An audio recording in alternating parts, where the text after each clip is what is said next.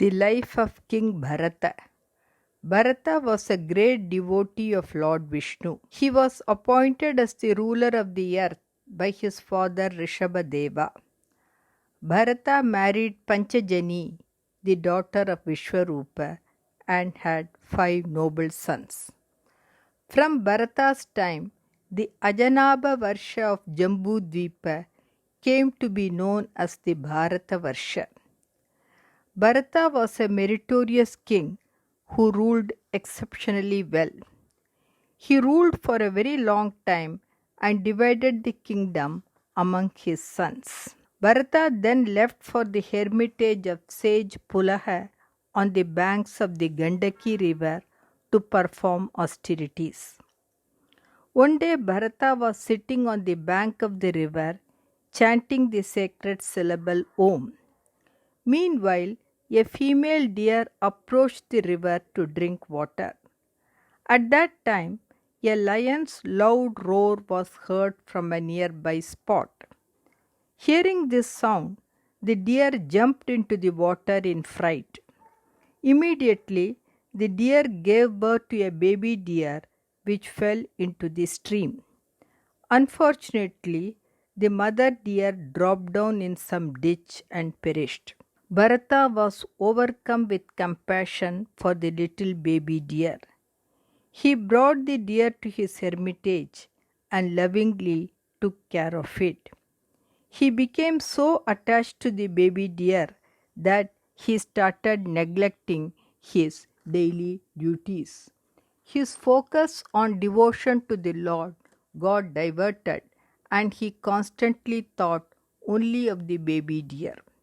At last, Bharata died thinking of the deer. Because of this, he was born as a deer in his next birth. He remembered his previous birth and repented that he had deviated from his goal of meditating on the Lord because of his attachment.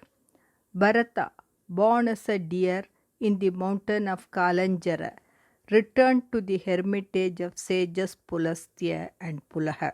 He cast off his body as a deer after exhausting his karmas responsible for such a birth. Bharata was then reborn in the family of a Brahmana. By God's grace, he retained the memory of his previous births. He was afraid of attachments and acted as if he was an insane and dull-witted person. The Brahmana showered a lot of affection on Bharata and duly conducted all the sacred ceremonies for his son. He also tried hard to educate Bharata in Vedic lores, but Bharata did not learn any lesson properly.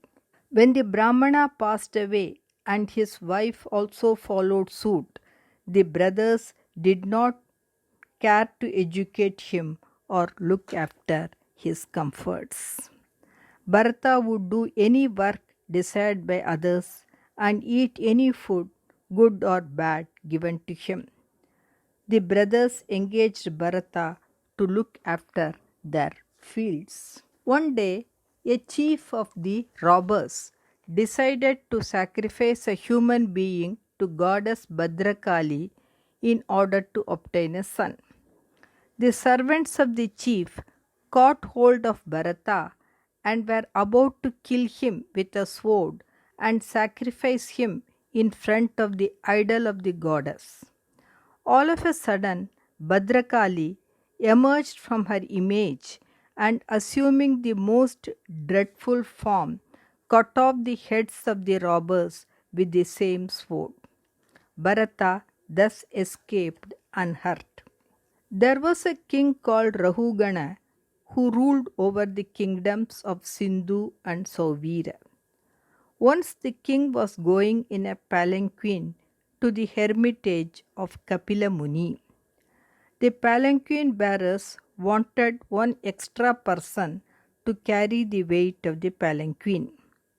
Near Ichumati river, they chanced to see Bharata, who was young and well built. They caught hold of him and made him carry the palanquin. Bharata did not match his steps with the other bearers, as he was very careful and slow while stepping on the ground, and the palanquin moved in an irregular way. This irritated the king and he scolded his attendant. The attendant stated that it was all the fault of Bharata, who did not match with their steps. The angry king scolded Bharata and said, "You are ignoring my words. I am a king.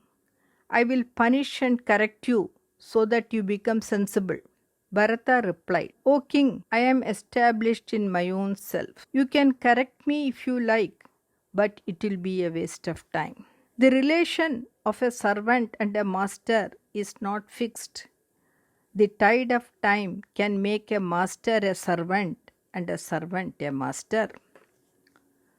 The intelligent king Rahugana realized that Bharata was an enlightened person. He got down from his palanquin, touched Bharata's feet, and sought his pardon. "Who are you? Your words show your self knowledge. I was proceeding to sage Kapila's ashrama to learn about the self. Please teach me," said the king.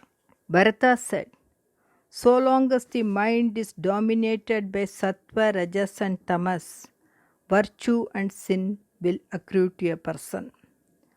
A mind attached to the pleasures of the senses leads one to misery. Man will continue to revolve in mundane existence till he realizes his true self by shaking off Maya, by getting rid of attachment, and by conquering the six enemies Kama, Krodha, Lobha, Moha, Mada, and Matsarya.